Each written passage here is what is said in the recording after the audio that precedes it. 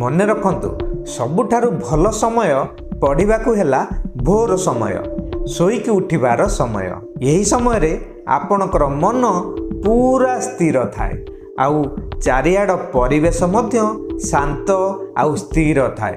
ଏହି ସମୟରେ ପଢ଼ାରେ ବସିଲେ ଆପଣଙ୍କର ମନ ପଢ଼ାରେ ଲାଗିବ ଆଉ ଯାହା ପଢ଼ିବେ ତାହା ମନେ ରହିଯିବ। ତେଣୁ ଏହି ସମୟକୁ ଅଧିକ ବ୍ୟବହାର କରିବାକୁ ହେଲେ ଆପଣଙ୍କୁ ଜଲ୍ଦି ସକାଳୁ ଉଠିବାକୁ ପଡ଼ିବ।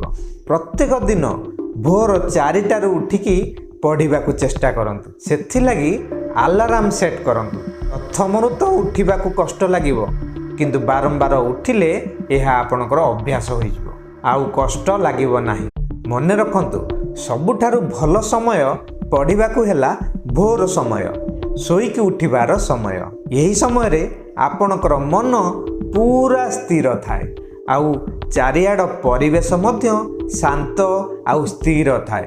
ଏହି ସମୟରେ ପଢ଼ାରେ ବସିଲେ ଆପଣଙ୍କର ମନ ପଢ଼ାରେ ଲାଗିବ ଆଉ ଯାହା ପଢ଼ିବେ ତାହା ମନେ ରହିଯିବ। ତେଣୁ ଏହି ସମୟକୁ ଅଧିକ ବ୍ୟବହାର କରିବାକୁ ହେଲେ ଆପଣଙ୍କୁ ଜଲ୍ଦି ସକାଳୁ ଉଠିବାକୁ ପଡ଼ିବ। ପ୍ରତ୍ୟେକ ଦିନ ଭୋର 4ଟାରୁ ଉଠିକି ପଢ଼ିବାକୁ ଚେଷ୍ଟା କରନ୍ତୁ। ସେଥିଲାଗି ଆଲାର୍ମ ସେଟ୍ କରନ୍ତୁ। ପ୍ରଥମରୁ ତ ଉଠିବାକୁ କଷ୍ଟ ଲାଗିବ, କିନ୍ତୁ ବାରମ୍ବାର ଉଠିଲେ ଏହା ଆପଣଙ୍କର ଅଭ୍ୟାସ ହୋଇଯିବ ଆଉ କଷ୍ଟ ଲାଗିବ ନାହିଁ।